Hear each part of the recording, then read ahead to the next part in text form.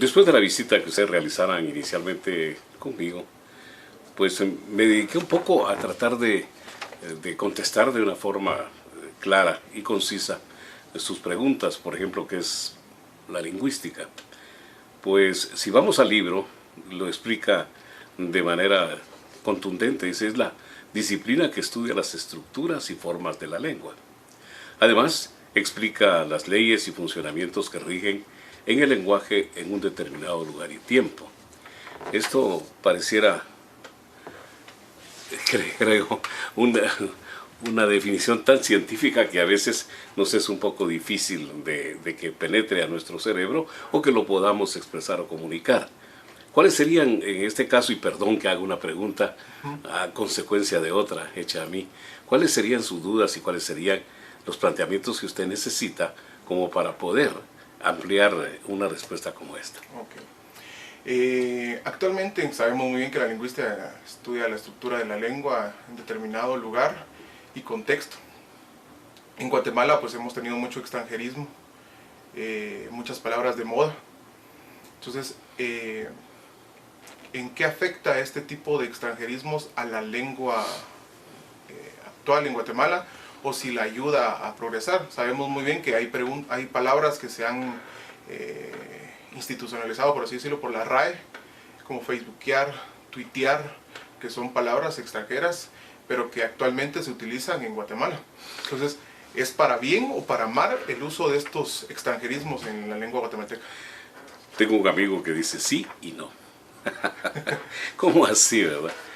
Pues sí, tiene usted razón, porque nos llegan de fuera, gracias a que le dijera yo, a las facilidades de comunicación de hoy en día, pues podemos conectar con otros países, otras culturas, otras formas de expresión.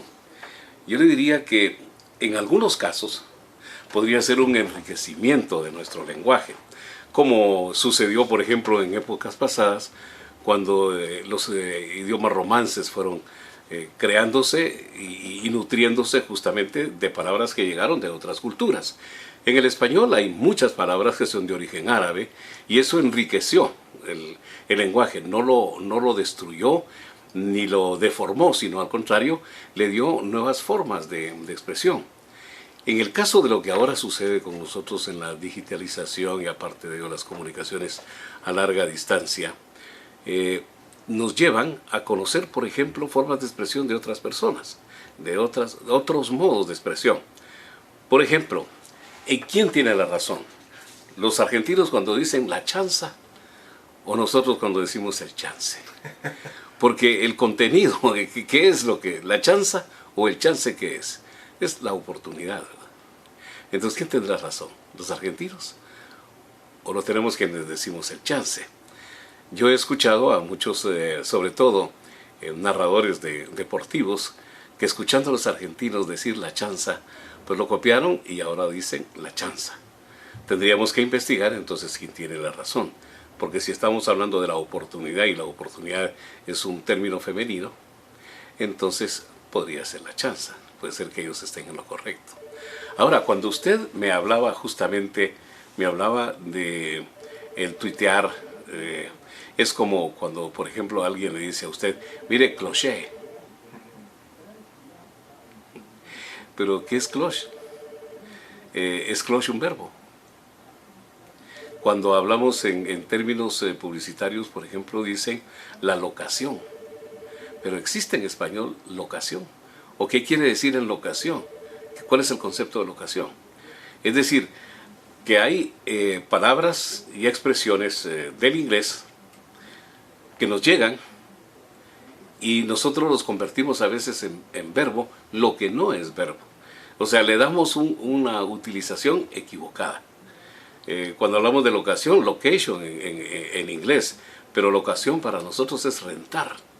Es decir, ese es el concepto en español, o sea, estamos creando una confusión.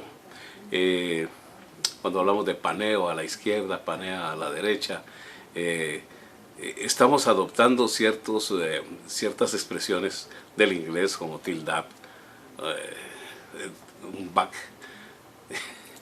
Entonces no vamos a decir baque, ¿verdad? Para decir que... Entonces yo pienso que ha tenido en algunas ocasiones podrá tener una buena oportunidad de enriquecer nuestro lenguaje, pero siempre y cuando nosotros tengamos el cuidado de conocer qué es lo que se está diciendo, de saber exactamente lo que se está diciendo. De lo contrario, lo único que estamos haciendo es afectar nuestro lenguaje.